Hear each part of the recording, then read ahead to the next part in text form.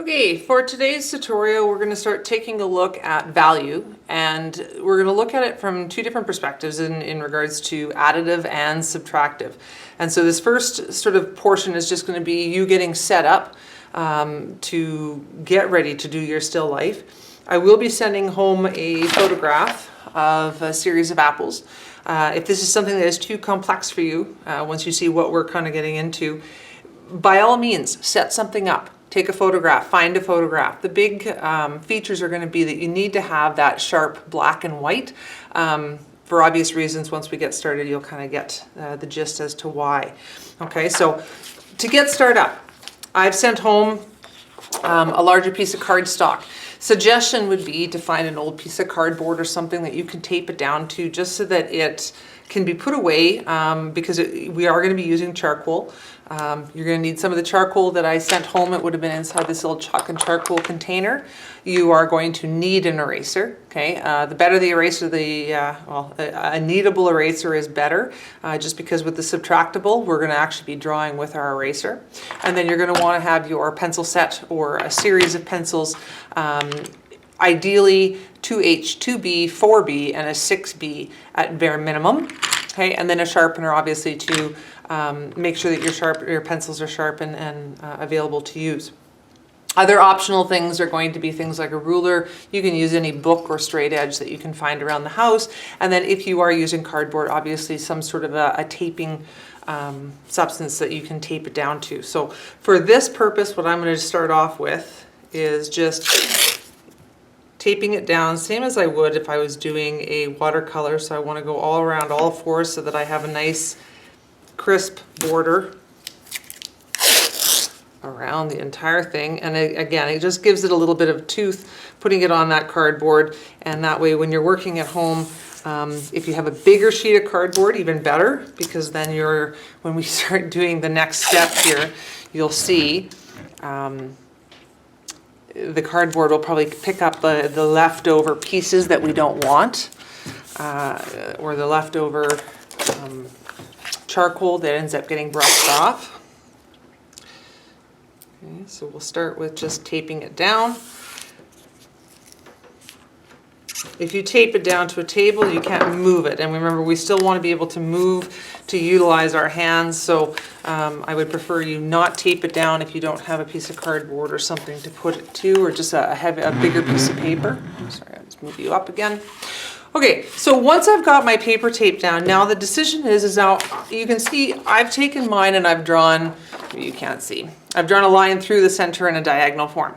That's where I plan on creating my positive and my negative. So one side, I'm going to be using my pencils to add graphite to the paper to create value.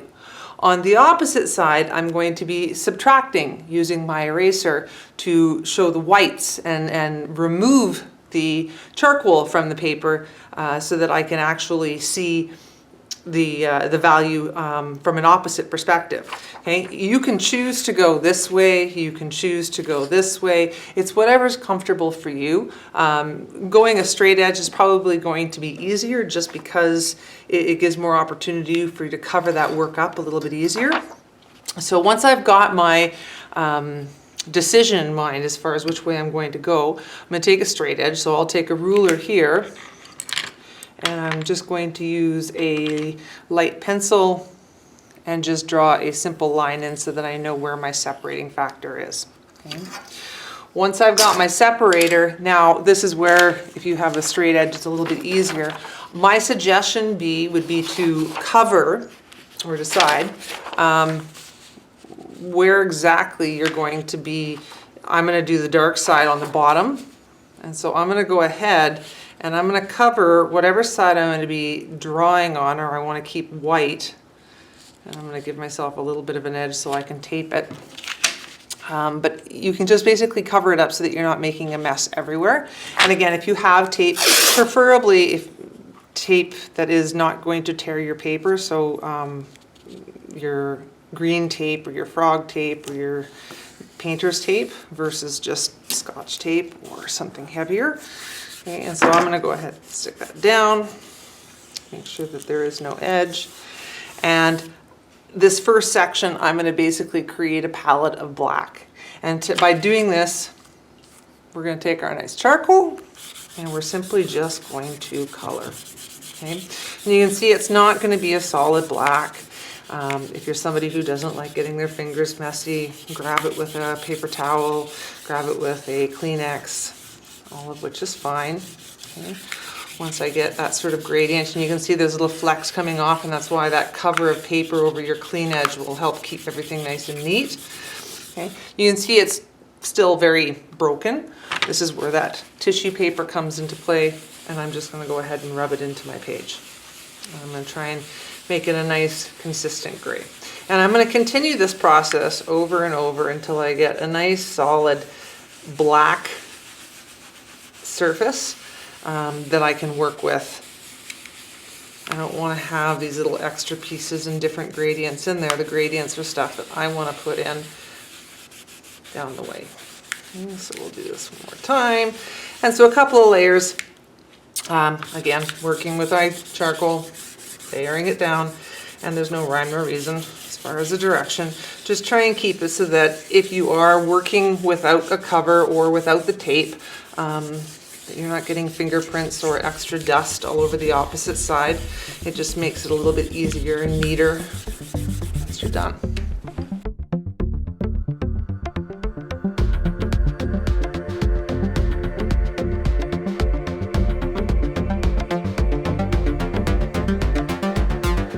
And there you go. I've got basically a half a page. Now you can see this has created quite a big mess. Before we move on to step 2, in getting our sketch put into play, the first thing that I would suggest is, one, cleaning up the mess that you're currently sitting in. So getting rid of all of you won't need your charcoal for a while, so you can put those away for now. You'll need an eraser if you're going to be starting with the negatives first, or your pencils if you're going to be starting with the other ones. If you're using your pencils, again, taking a piece of paper, or you can simply just take this piece and flip it over so that you have this nice clean, making sure that you're cleaning off your fingers before you start touching pages. But if you flip this over and just cascade it, you're going to find yourself with a nice clean page on the other side. Just make sure that you've got no space between the two edges. You want to make sure that they do meet up. So you're kind of finding that spot. If you remove it, okay, you can see how there is dust everywhere. Okay, so making careful sure, get rid of your dust, keep everything nice and neat on the page, put this aside, clean up your mass here, and then we'll come back and we'll talk about step 2. Okay, so I've got everything cleaned up, and more or less I'm now sitting here with half a black page, half a white page. Before we start sort of isolating one side or another, I'm going to start by getting my sketch down onto the page itself. So again, this is a fairly complex one, but it's a series of circles. So picking the one, if I take a look here on the line, I basically have one that's sort of sitting dead center. I can go ahead and say, okay, here's my one sort of circular apple, and then there's going to be another one that sits over to the left of it, and I can start mapping out where all of my shapes need to be sitting on the page. Now, you can do on the white side, and that's why I kind of like starting with the white, just because you're going to find that you can draw. When you get to the dark side, we're not going to do a whole lot as far as line work yet, but if you want to start mapping things in, so I know where this circle is, I can start by just putting a slight sort of an indent so that I can see where that apple is going to go. And then my next one is sitting over here. Now, just like an eraser, if we make a mistake, we can add more charcoal later. That's not a big thing. And this is why I like these malleable erasers, because I can make a nice sharp edge versus using something that's a little bit too thick or too thin. I can go ahead and pick up just a small edge of that and say this is where this is going to go, and then I can see where my drapery is going to sort of be sitting, which then leads me over to the opposite side where I can start drawing in and tying them all together. Okay, big touching touching. You're going to end up with fingerprints everywhere. Make sure that you're not resting your hand on this. These are very, very light sketches to begin with, just to start mapping out sort of where your shapes and figures are. Once we get into the actual drawing section, okay, so as I mentioned, I like doing the white section first because I get a little bit more reference to. Please cover the side that you're not working on up. Okay, and that way you can rest your hand and do your diligent drawing. If you tape it down, even better. That way you can move your piece around to work with your hand without actually getting fingerprints everywhere, because it's going to be very difficult, even the little one that I got over here, to erase it down the way becomes kind of a pain. Okay, so once I've got that piece into play and I know where my shapes are kind of sitting, I can continue on and then refining my shapes to decide where is the lights and the darks.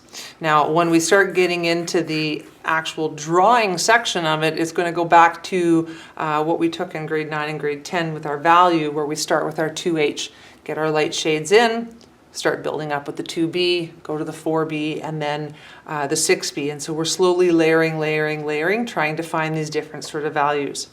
Working on the opposite scale, when we start getting into the lights, you're going to be looking at creating your darkest, which is leaving the dark.